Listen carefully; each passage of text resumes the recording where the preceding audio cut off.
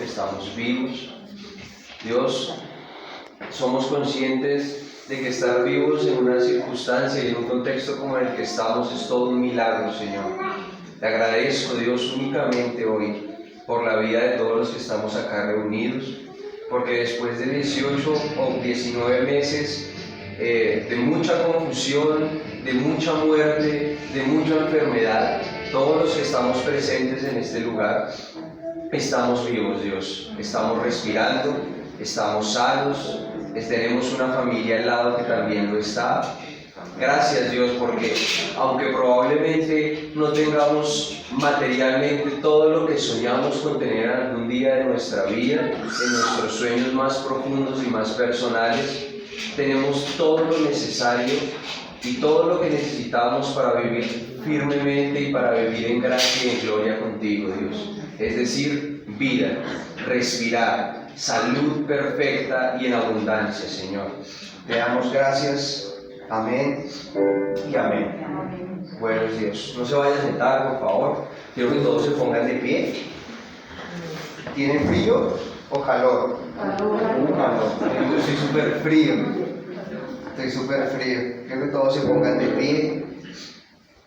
¿Cómo están? ¿Bien? Bien. Pero entonces vamos a hacer un poco un estiramiento. Los vi muy quietos cuando el pastor estaba en la parte de la adoración.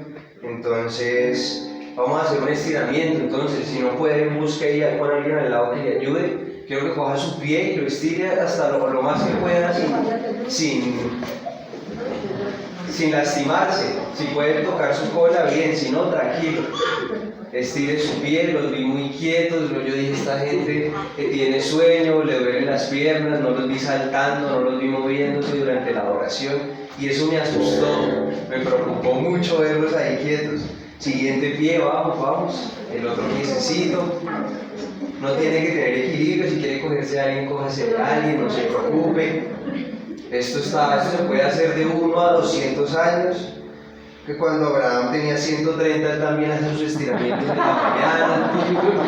Claro, él tenía que administrar muchas cosas, mucho ganado, él tenía que estar bien físicamente, ¿cierto que sí? Listo, se puede sentar. ¿Bro?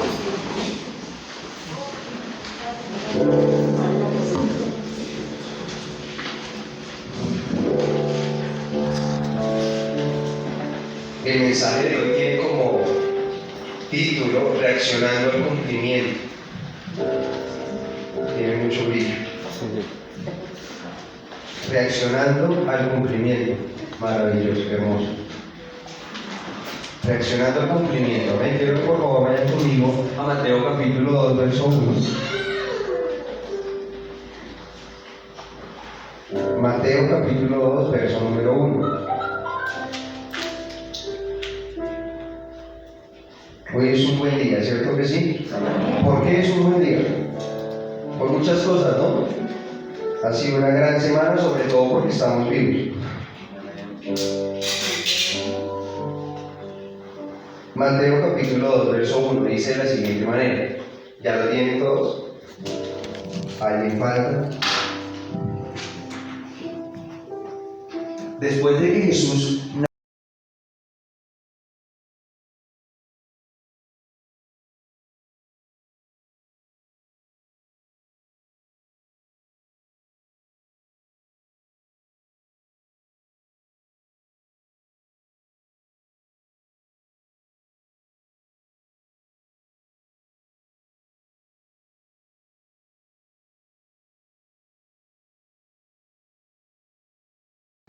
cuando lo oyó el rey Herodes, se turbó. Diga con voz de turbado. Se turbó.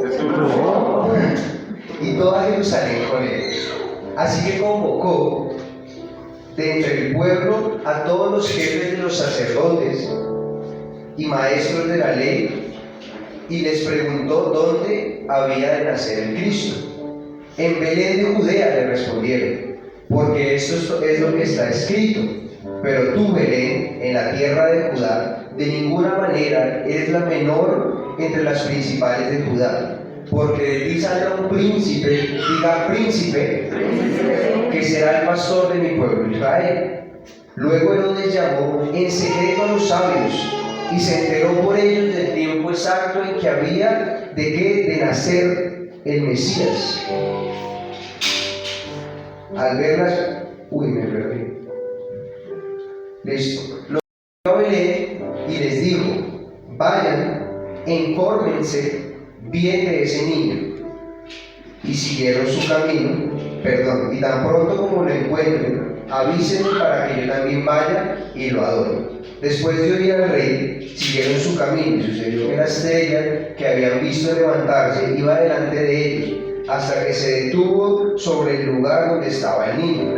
Al ver la estrella, se llenaron de alegría. Con voz de alegría, diga usted, se llenaron de alegría. Se llenaron de alegría. No, esa no es voz de alegría. La voz que usted tenía, la voz que usted tenía cuando metió el gol Luis Díaz, otra vez. Se llenaron de alegría. Es la voz que tenía yo cuando me eché el sol a la copa, esa misma. Cuando llegaron a la casa, vieron al niño con María, su madre, y postrándose, lo adoraron. Diga, lo adoraron. Abrieron sus cofres y le presentaron como regalos oro, incienso y mirra. Entonces, advertidos en sueños de que no volvieran a Herodes, regresaron a su tierra por otro camino. Cuando Herodes se dio cuenta de que los sabios se habían burlado de él, se enfureció y mandó matar a todos los niños menores de 2 años en Belén. ¿Qué mandó a hacer Herodes? A matar a todos los A niños. matar niños, de acuerdo con el tiempo que había averiguado de los sabios. Entonces se cumplió lo dicho por el profeta Jeremías. Se oye un grito en Ramá, llanto y gran lamentación. Es Raquel que llora por sus hijos y no quiere ser consolada. Sus hijos ya no existen. Amén. Entonces, yo sé que la mayoría, probablemente todos ya habrán escuchado este versículo, ¿cierto que sí? Este versículo es muy común en qué época del año en las congregaciones.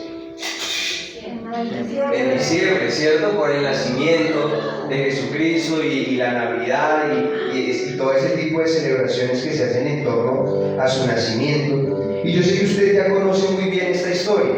¿Cuál es esta historia?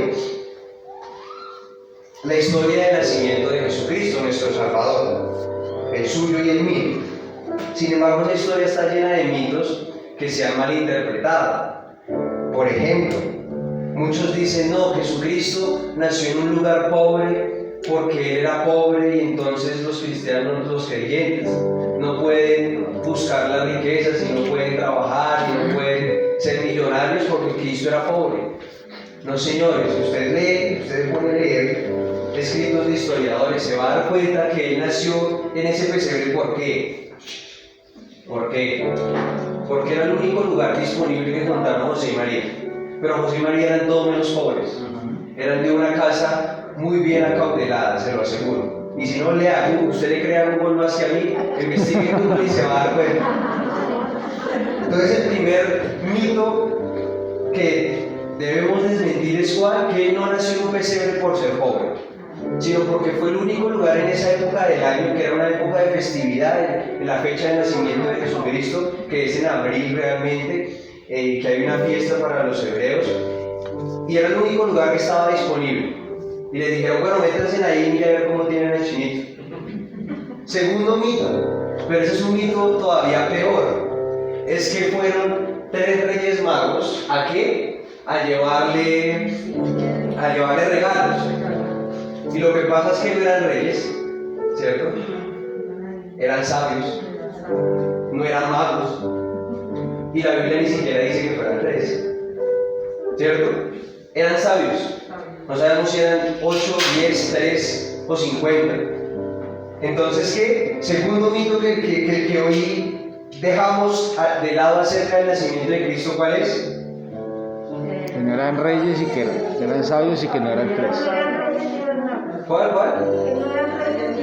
No eran reyes, ni eran magos, ni eran 3. Ni eran 3, ¿listo? No quiero volver a escuchar a usted decir los 3 reyes magos porque vean. Eran sabios, ¿listo? Eso es todo lo que eso es todo lo que sabemos acerca de él. Entonces Jesucristo era el rey que había sido prometido por los antiguos profetas, por Jeremías, por Isaías, por Daniel en sus sueños y en las 40 semanas. Era Él quien vendría a cumplir finalmente todo el destino que había sido trazado por Dios para su pueblo. Él era el que estaba predestinado para quitarles el dolor, para quitarles el yugo, para quitarles la maldición, para darles una nueva vida y para darles victoria sobre sus enemigos. Maravilloso, ¿cierto? Él era la materialización del cumplimiento de lo que llevaban por décadas, por siglos, esperando el pueblo de Israel. ¿Estamos de acuerdo? Amén. Sin embargo, veamos de acuerdo a la Biblia, cuáles eran las promesas que habían acerca de ese Mesías. Entonces, yo quiero que me ayuden. ¿Alguien recuerda una de las promesas que habían acerca de Cristo? El rey prometido, el príncipe que era prometido. ¿Alguien recuerda algo que haya dicho el Antiguo Testamento acerca de Cristo? ¿Me lo puede decir desde allá? Yo sé que ustedes saben, ¿no? Eso lo hemos visto en él, y no me hagan quedar mal.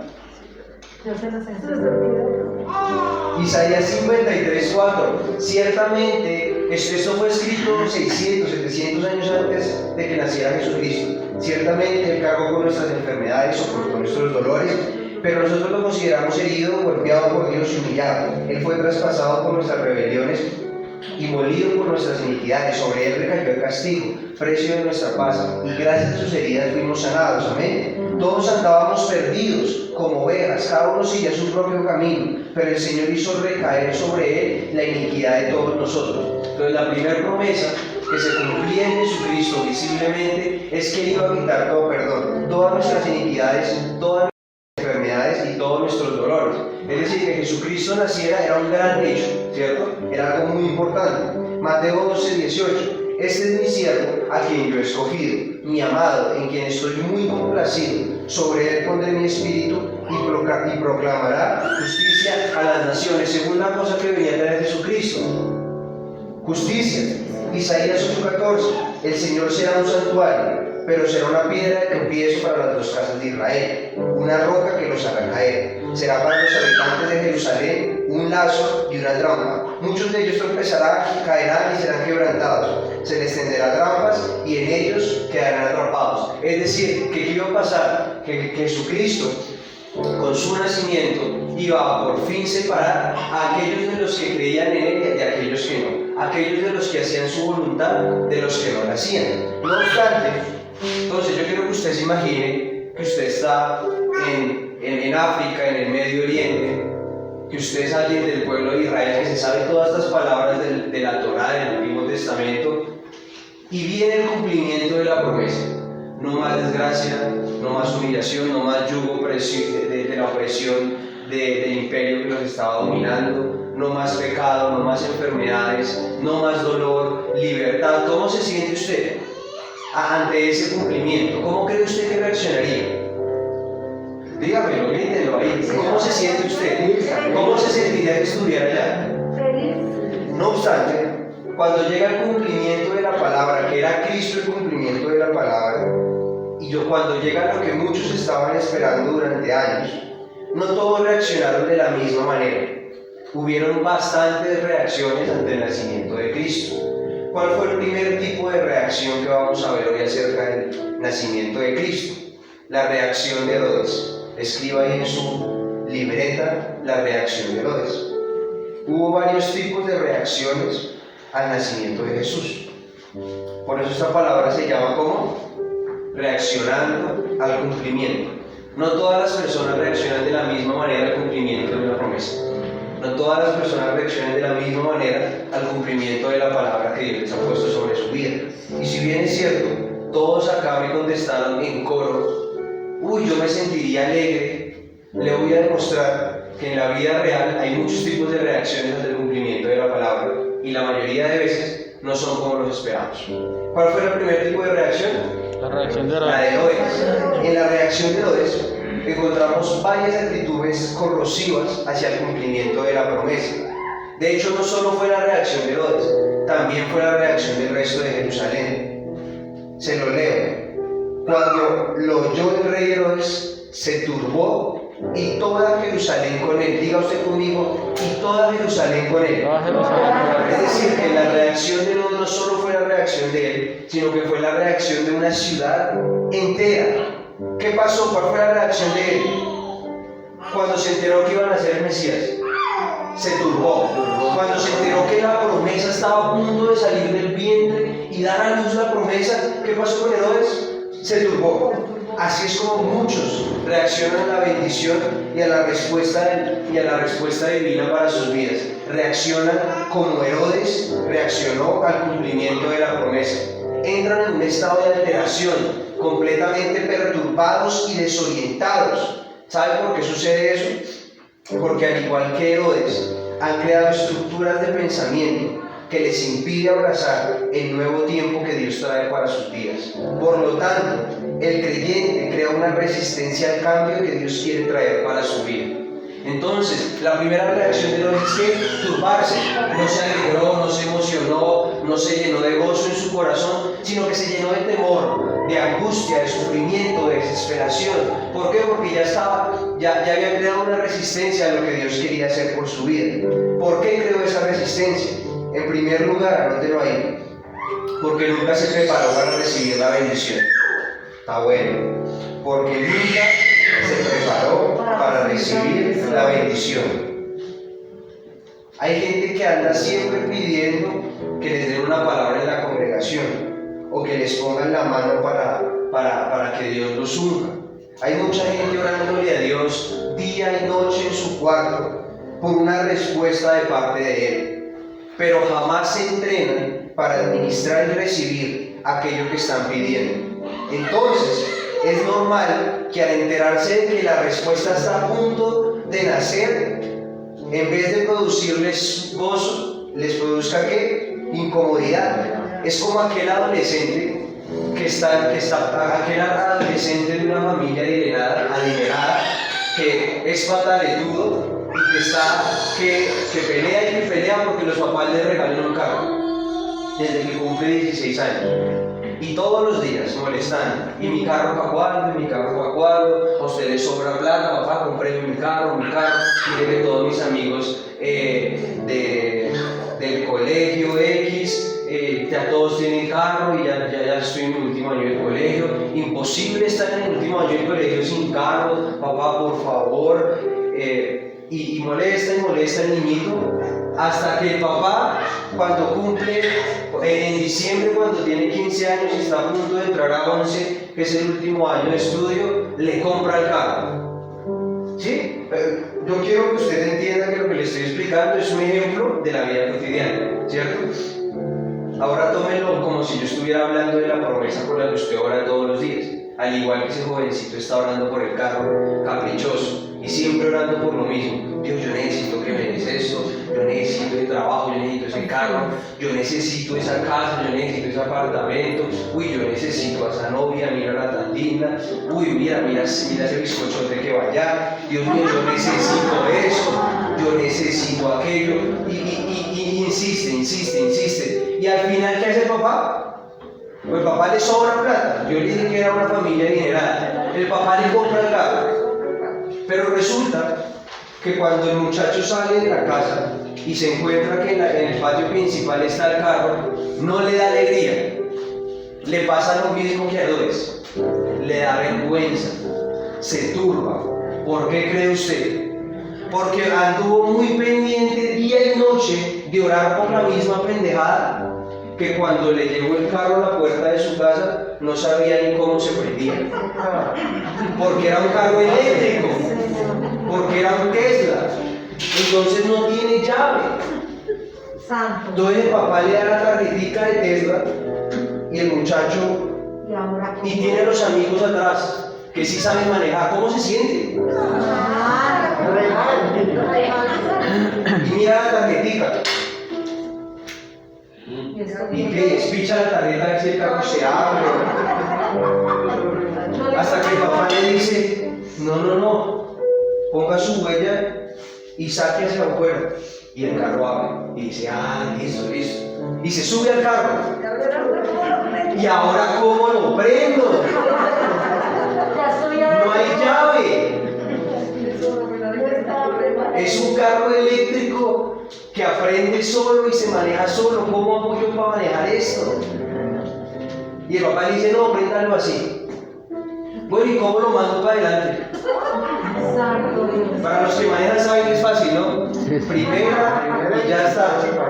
Pero resulta que el último Tesla no tiene nada, absolutamente nada, ni primera ni segunda. No es como un carro eléctrico, no es como un carro automático que tiene para ir hacia adelante y ya. No tiene absolutamente nada. El carro sabe cuándo tiene que ir hacia adelante y cuándo tiene que ir en reversa. Solo con las cámaras, él sabe cuándo tiene que hacer qué. Y digo, pero bueno, él logra sacarlo ahí a las malas del patio de la casa gigante donde vive. Ya tiene pena porque ya hay amigos que se le están riendo. Claro, ya hay amigos que están diciendo, pendejo. hasta que el muchacho está a punto de darle el acelerador y se acuerda y el papá le dice, venga, ¿usted por dónde va? ¿Cómo así, papá? Ya me ayudaron a sacarlo, ese carro no se mueve solo, eso es fácil. ¿Y su pase? ¿Cómo así? Claro, ¿y su pase? Ay, papá, pues vamos a la cama ahorita. No, negro, son 4 meses. Y si está desocupado y quiere de domingo a domingo estar en clases, mes y medio. ¿Cómo así que bajar el carro mes y medio y parqueado sin hacer nada? Y allá adentro en la casa, los amigos que estaban en la fiesta, que todos tienen carro y que todos saben manejar, ya se empezaron a burlar. Esa es la misma situación que pasa con el 90% de las personas que asisten a las iglesias. Oran, ayunan, interceden, se congregan, claman, lloran, les salen mocos cuando oran y lloran y claman por el milagro. Pero cuando el milagro está a punto de nacer, se turban, porque nunca se entrenaron para administrar lo que estaban pidiendo, porque nunca se entrenaron para recibir todo por lo que un día soñaron y les fue prometido. Fuerte, ¿cierto que sí? Debemos entrenarnos y prepararnos sin parar para el día que llegue la respuesta a nuestras manos. No podemos asustarnos con la piel del león cuando ya lo matamos. Y a veces eso es lo que pasa con nuestras vidas. Ya hicimos lo más difícil, que era ponernos fieles con nuestros diezmos. Ya hicimos lo más difícil, que era comprometernos a congregarnos domingos, miércoles, viernes, sábado. Ya hicimos lo más difícil, que era crear un hábito de lectura de la palabra y de la Biblia todos los días en nuestra casa, 5 o 10 minutos. Ya hicimos lo más difícil, aprender a ayunar 1 o 2 veces al mes o 1 o 2 veces por trimestre. Ya hicimos lo más difícil, pero no hemos aprendido a hacer lo más fácil, que es que quitarle la piel al león.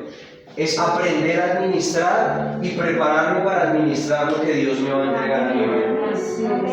Y Dios ciertamente jamás va a entregarle algo a alguien que Él es consciente que no puede administrar, porque le va a generar vergüenza a su vida. Así es.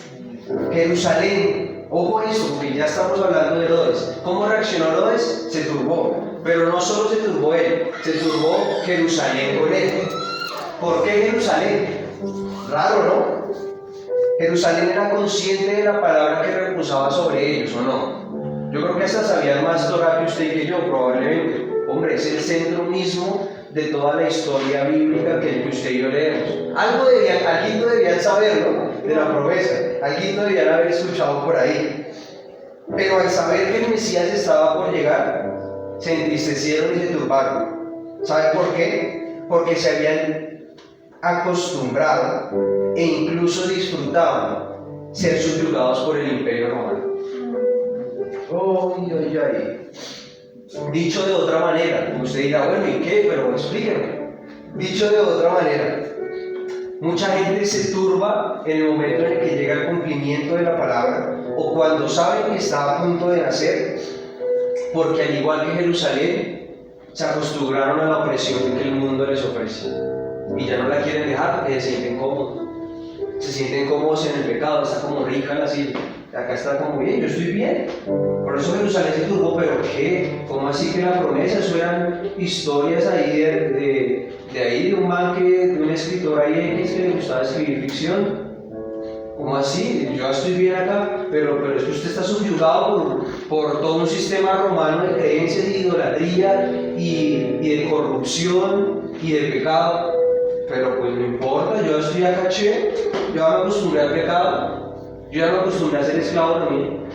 Yo ya me acostumbré a que cuando un soldado romano amanezca de malas pulgas, nos agarre a patadas en la calle. Y eso pasa, eso pasaba. Yo ya me acostumbré. O sea, ellos no vivían bien, eran esclavos, pero se turbaron cuando vieron que Herodes se turbó. ¿Por qué? Porque ya habían cambiado de Dios, porque ya habían cambiado de Señor, porque ya estaban demasiado acostumbrados a lo que tenían alrededor. Jamás nos acostumbremos al pecado, jamás nos acostumbremos a nuestra mala situación, jamás nos acostumbremos a la escasez que vemos en nuestras casas. No tengamos miedo a lo que Dios está por hacer, solo porque ya nos sentimos cómodos en nuestro pecado, solo porque ya nos sentimos comoditos en nuestro error. Amén. Amén. Amén. ¿Vamos bien? Amén.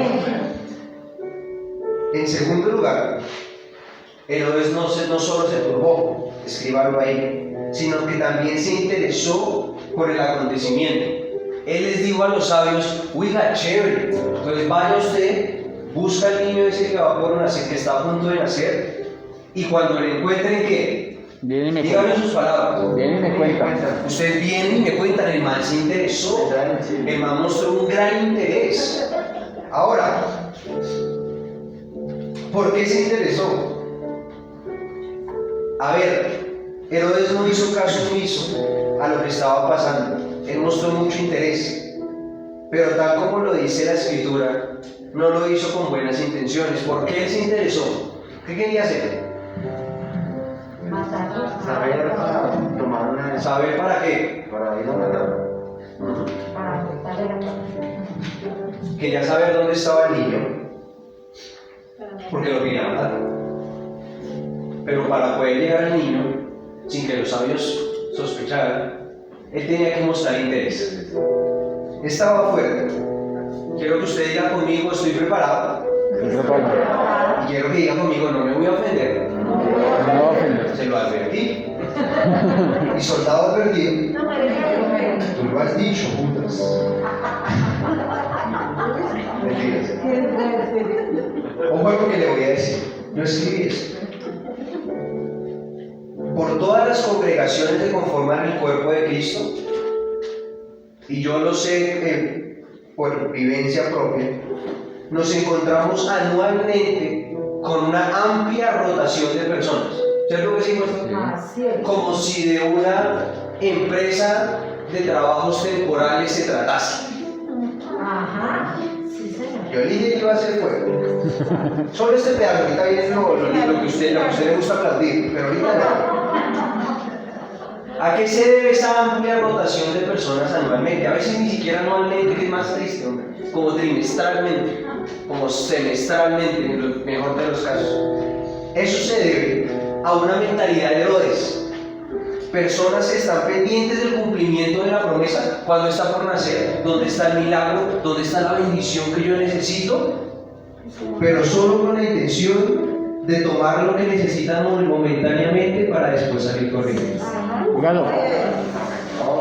Dígalo. Dígalo, dígalo. Dígalo. ¿Se lo repito? Sí, y no lo voy a explicar porque es muy claro. Avanzamos al siguiente punto. Ya está, muy fácil. ¿A qué se debe la amplia rotación en todas las congregaciones? Todas. Se debe a la mentalidad de Herodes. Personas que están pendientes del cumplimiento de la promesa, pero solo con la intención de tomar lo que necesitan momentáneamente para después salir huyendo. En tercer lugar, yo le dije que iba a avanzar, usted ya me lo entendió, no tengo que repetirlo mismo. En tercer lugar, Herodes no solo se turbó, no solo mostró interés, sino que buscó matar el cumplimiento de la promesa. Y mientras intentó matar la promesa que hizo, ¿cuáles fueron las consecuencias del intento de él de encontrar a Jesús? Que mató muchos niños. Mató muchos niños, muchos bebés, no sé de qué edad, supongo que los más pequeñitos. ¿Donde eso pasaba hoy en día? Oye, madre. Es decir, en su intento por matar la promesa, esta también está dura. Quiero que diga, no me voy a ofender, No me va a ofender. pero abra esto porque le va a cambiar su pensamiento. A las personas con mentalidad de Herodes les aterroriza tanto ver la promesa de Dios cumplida que harán todo lo necesario para matarlo. ¿Sabe usted por qué buscan matar la promesa? Porque creen que el cumplimiento de la palabra divina les va a quitar lo que hasta el día de hoy han conseguido humanamente. Lo pongo en contexto porque cuando yo lo leo es como, uy, esa vaina que ahí va. ¿Por qué buscó matarla? ¿Quién era Herodes? El rey. Era el rey. ¿En dónde gobernaba el rey? En Jerusalén. En todo ese territorio, en Jerusalén, y más allá, en las provincias. Él se entera que van a hacer el cumplimiento de una promesa. Y lo peor es que la promesa dice que el que nace es rey. Rey de reyes. Y a excepción de muy pequeños casos, en toda monarquía rey solo hay uno, papá. Así que, o te quitas Herodes, o matas al bebé. ¿Cierto? El único lugar donde hay múltiples reyes al tiempo es en Narnia. Pero en la vida real, En el ajedrez. no, porque cada uno es un lugar diferente. Pero en la vida real, en un territorio solo puede haber un rey. Así es. Y él estaba completamente necesitado de matar a ese bebé, porque él tenía miedo de que ese bebé le quitara todo lo que él había construido como rey: su autoridad, su poder, su gobierno, su dominio, sus riquezas, su credibilidad. ¿Cómo es que un bebé me va a quitar el reino? Yo soy Herodes, Ajá, así es. del imperio más grande que la tierra ha visto después de Persia. ¿Cómo es que un bebé me va a quitar a mi trono? Es por eso que busco matarlo. Y en la vida cotidiana del creyente le pasa lo mismo. Cuando se da cuenta que el tiempo está cerca, cuando se da cuenta que la promesa está a punto de nacer y de dar a luz y de ser entregada en sus manos, dice: no, yo tengo que matar la promesa, porque esa promesa me va a quitar la casa que construí, me va a quitar el carro que construí, me va a quitar el trabajo estable que conseguí, me va a quitar el tiempo libre que tengo los fines de semana, Ajá. me va a quitar el tiempo libre.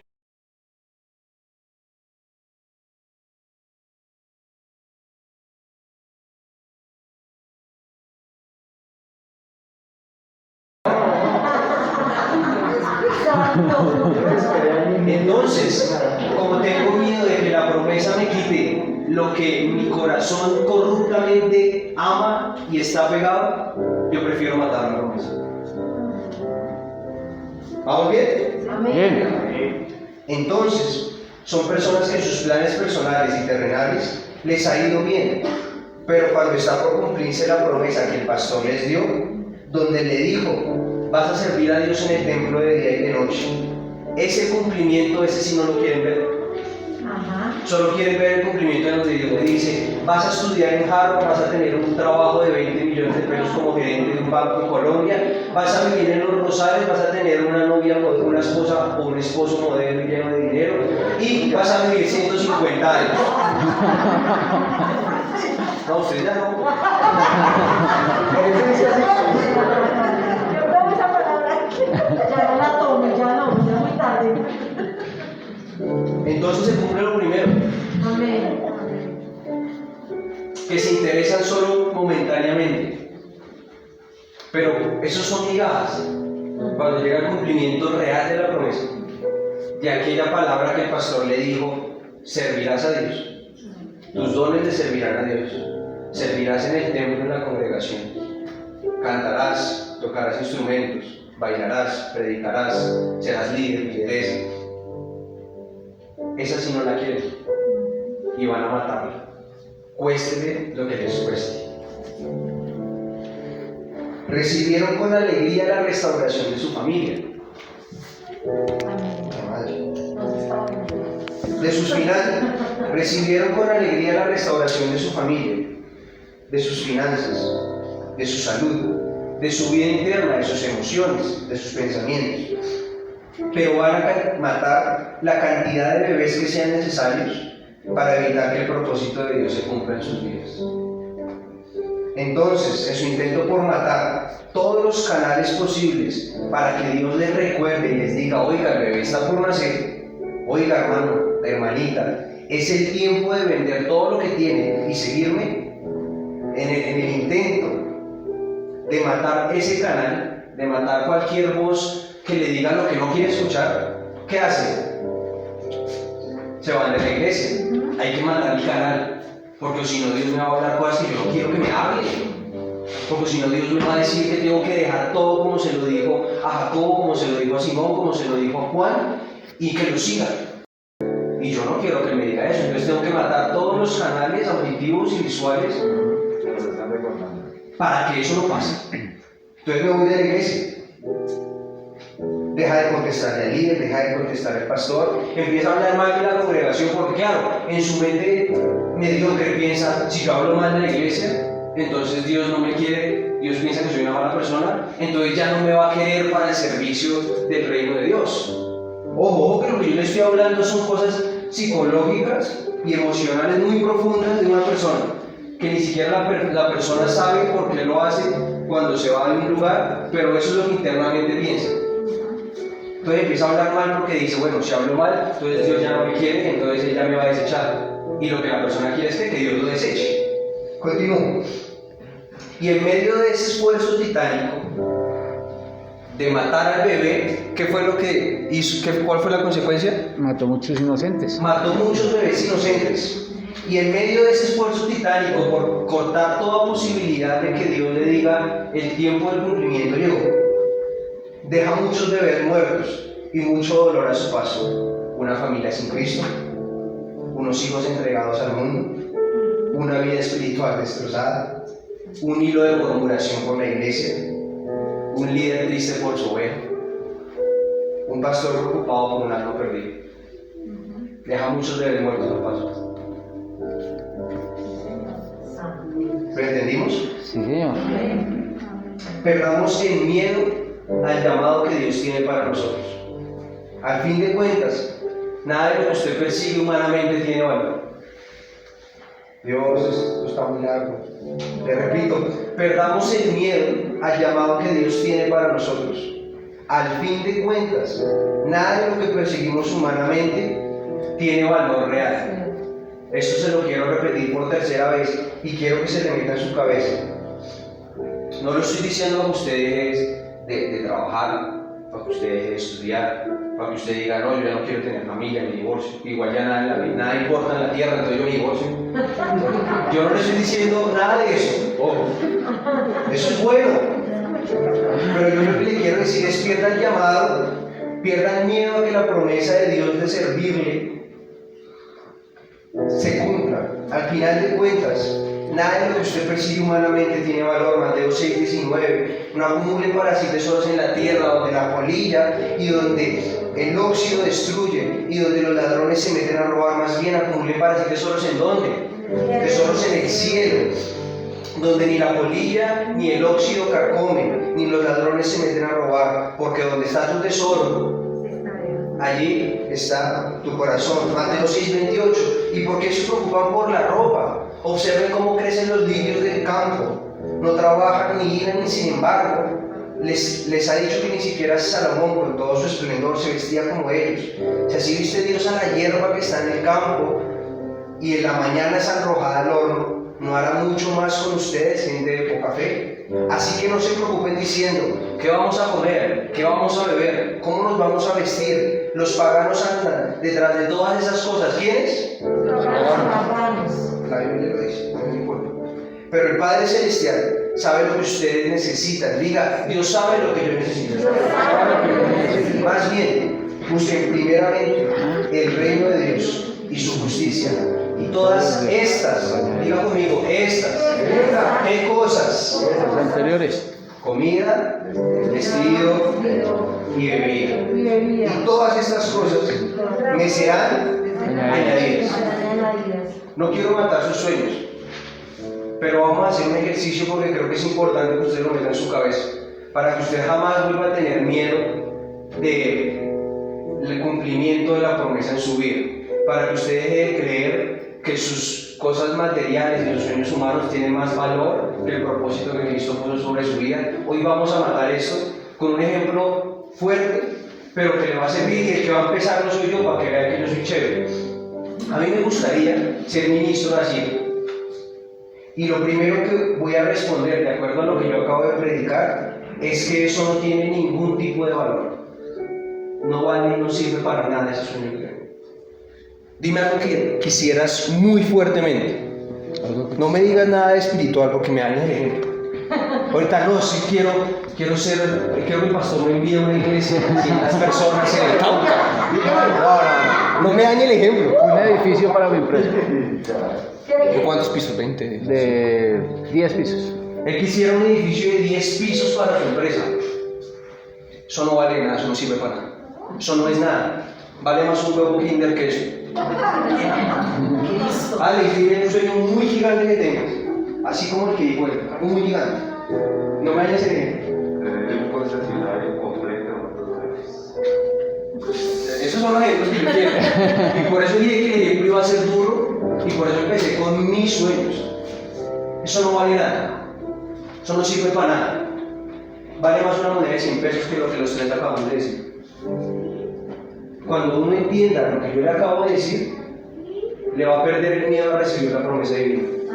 Y se va a dar cuenta como cuando uno busca el reino, todo lo demás que él sabe que yo necesito sin que yo lo esté orando día y noche, él me lo va a entregar. Pero primero hay que meterse en la cabeza que todos mis sueños son absolutamente banales, por muy bonitos que se ven en mi cabeza. Hasta que usted no cambie ese chip, que no va a ser que usted lo cambie ahorita en 10 minutos por el ejemplo que le acabo de dar. Cuando usted cambie ese chip, su vida espiritual va a ser completamente transformada. Porque probablemente no hay muchos predicadores que se paren en una iglesia y le digan sus sueños no valen nada. Sus sueños son nada. Sus sueños son efímeros. Usted se muere y ¿qué? No, pues que le va a dar a mis hijos y ¿qué? Y el chino se descarrila y se gasta la herencia en un nene. Así es. Sí, es cierto. Sí, eso es fácil. Es cierto. No, que ayer alguien me decía, no, Messi tiene para dejar la herencia de los tataranietos. Yo le mandé la foto del hijo de Messi y le dije, el chino tiene cara como de despilfarrador. Messi se descuida y no deja sin nada. Entendamos que todos nuestros sueños son efímeros. Y se lo digo con amor, tal vez usted no me quiera por lo que le estoy diciendo.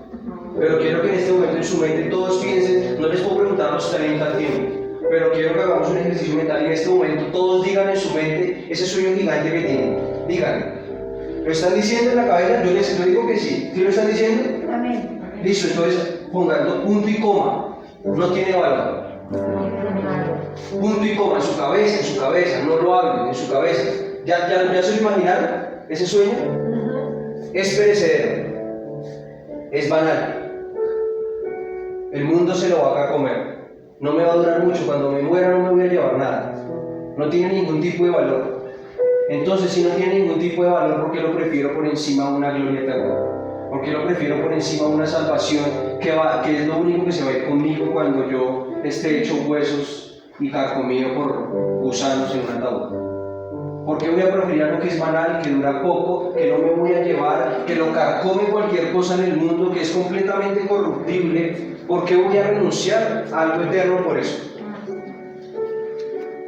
Espero que usted se lleve ese ejemplo que le acabo de dar, lo lleve a su casa y lo empiece a desarrollar en su cabeza, como le expliqué a las personas de que empiecen a meditar en lo que les acabo de decir. Y cuando se les revele, todo se va a soltar. Y cuando se le revele eso a la congregación entera de todo el mundo, se acabará la rotación de personas en las iglesias.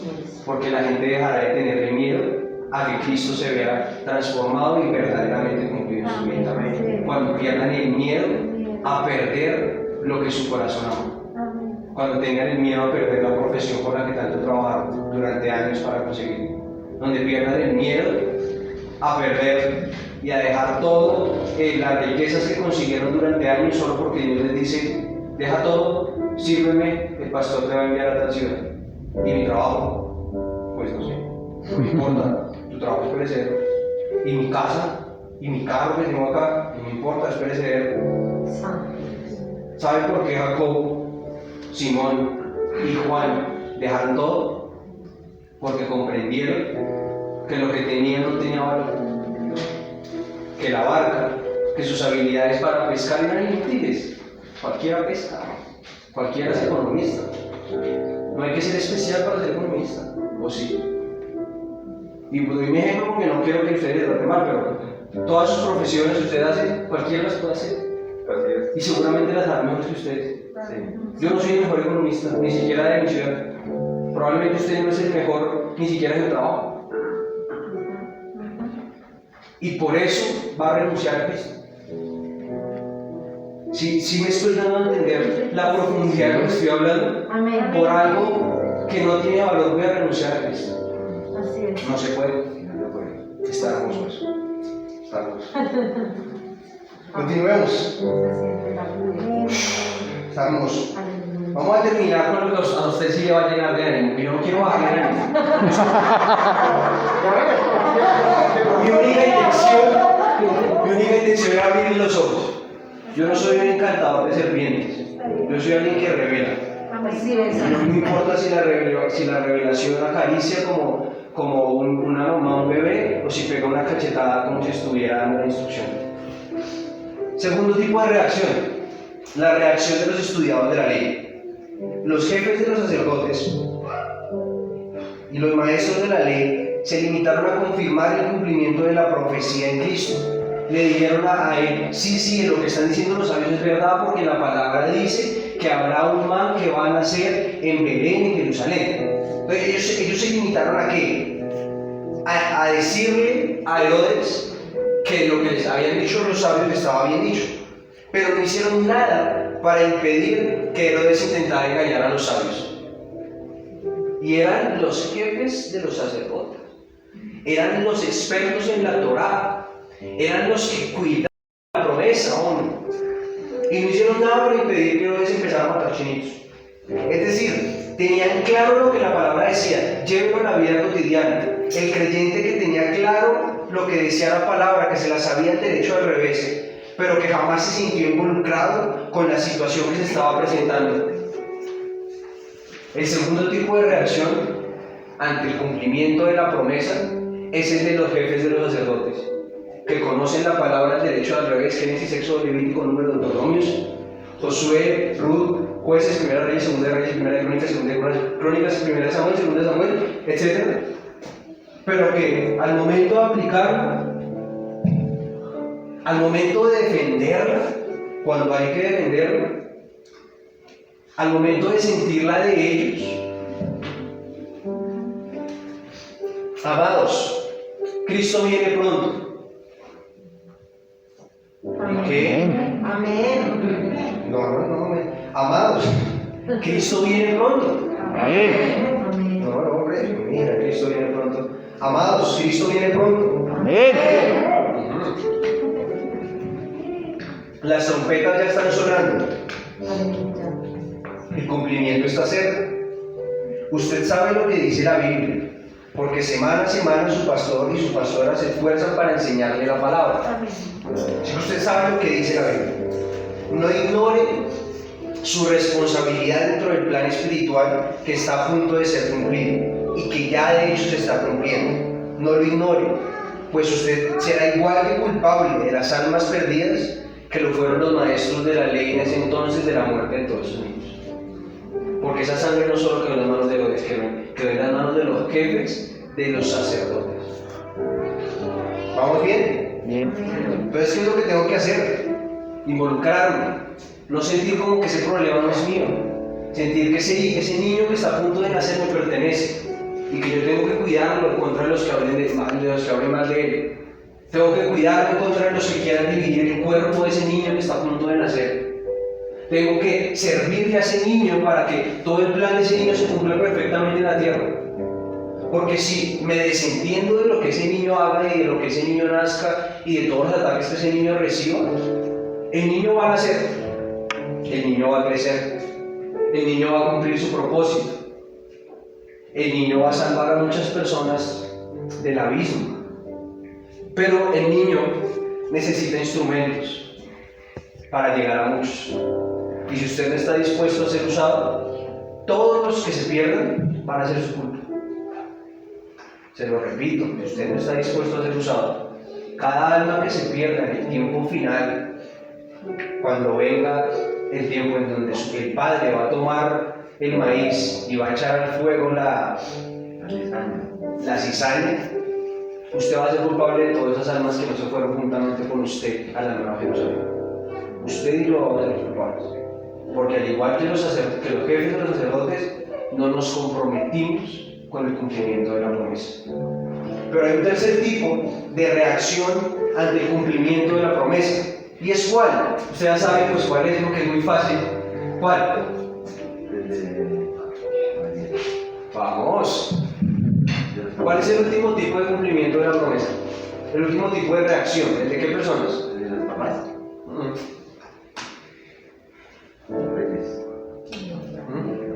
¿De los sabios?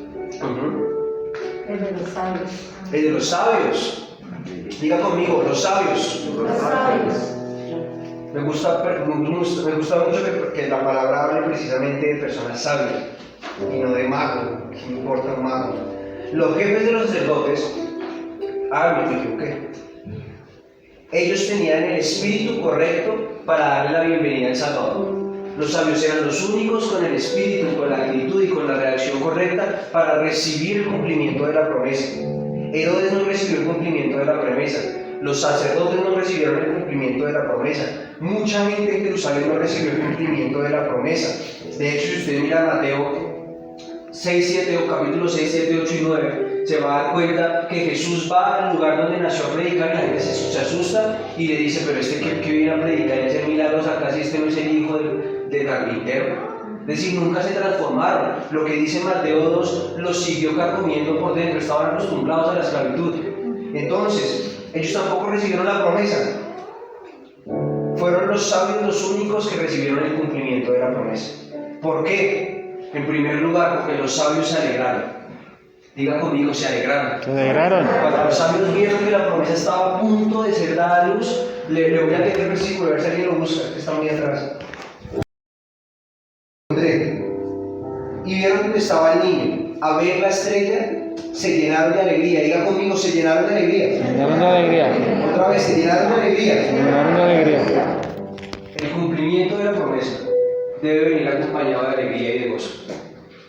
Porque a veces siento no, y lo veo espiritualmente, como el pastor le da la palabra a una persona de que va a tener un nuevo trabajo y la persona pareciera que su rostro se le transformara y se llenara de gozo y alegría.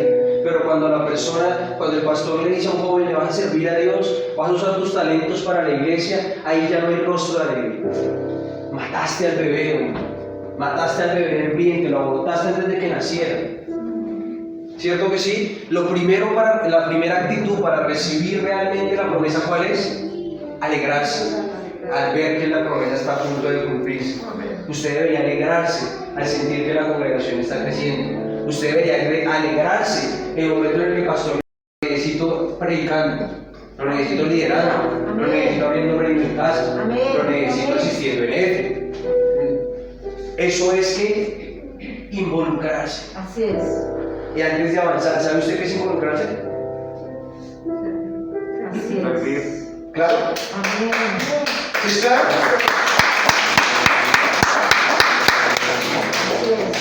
Amén. Amén. Segunda cosa que hicieron, le entregaron ofrenda. Se me saltó uno. Segunda cosa que hicieron, lo adoraron.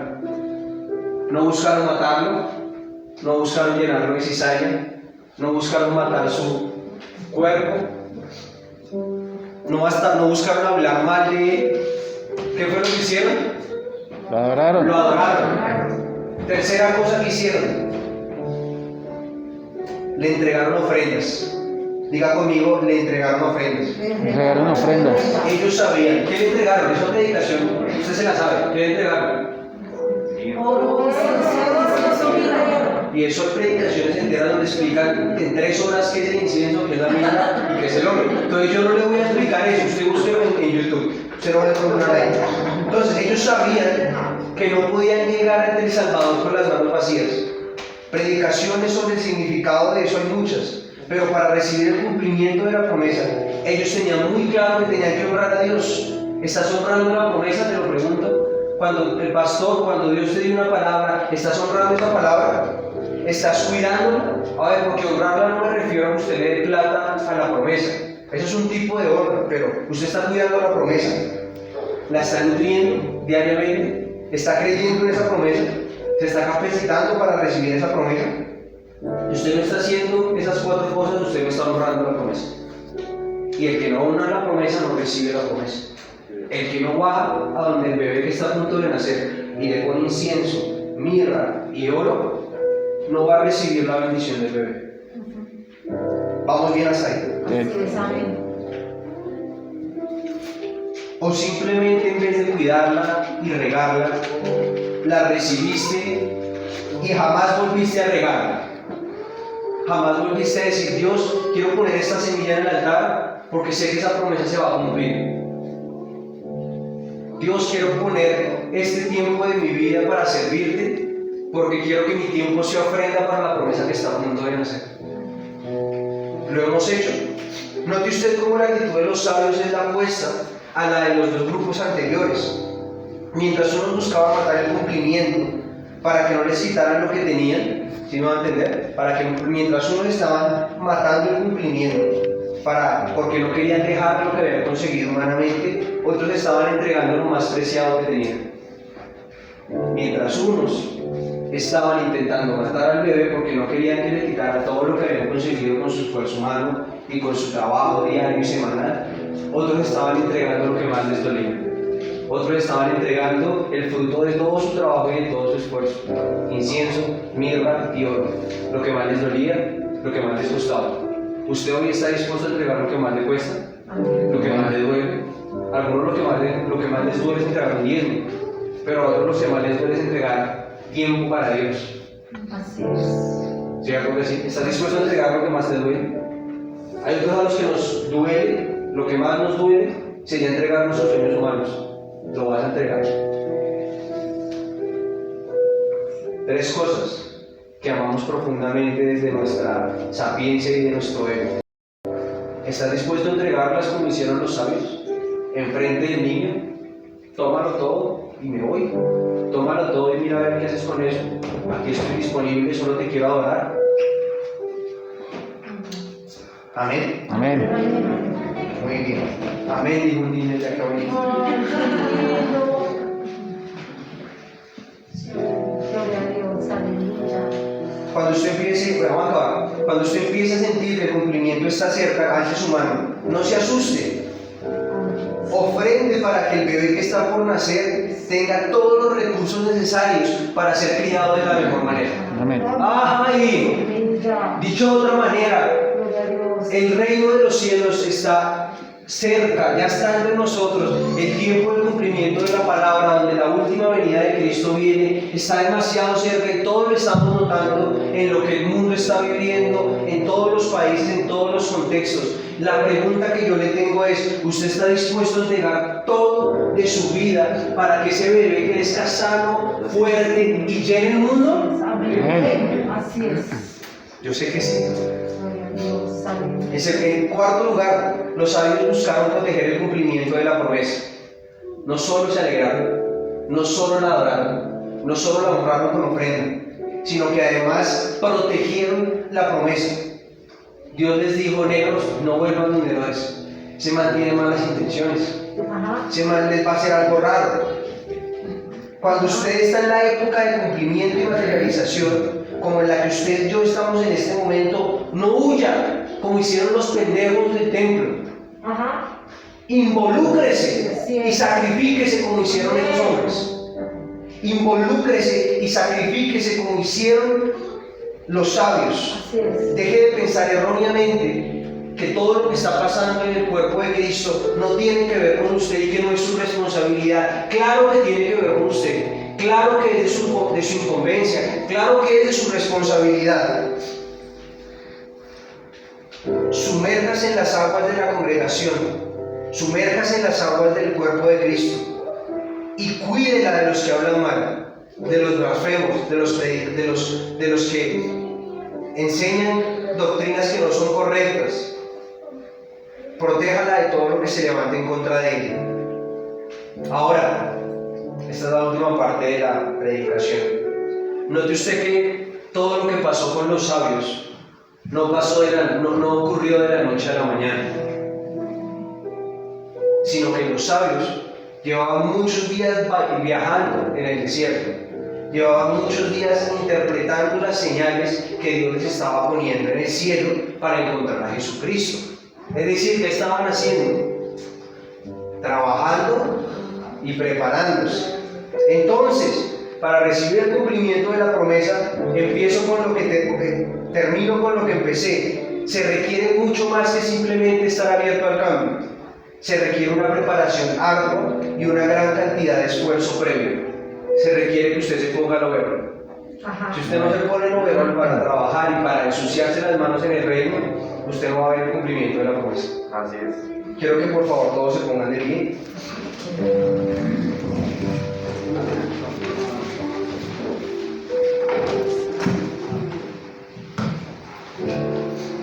Quiero que por favor usted prepare su ofrenda, su diezmo, su semilla, su pacto, que trajo preparada.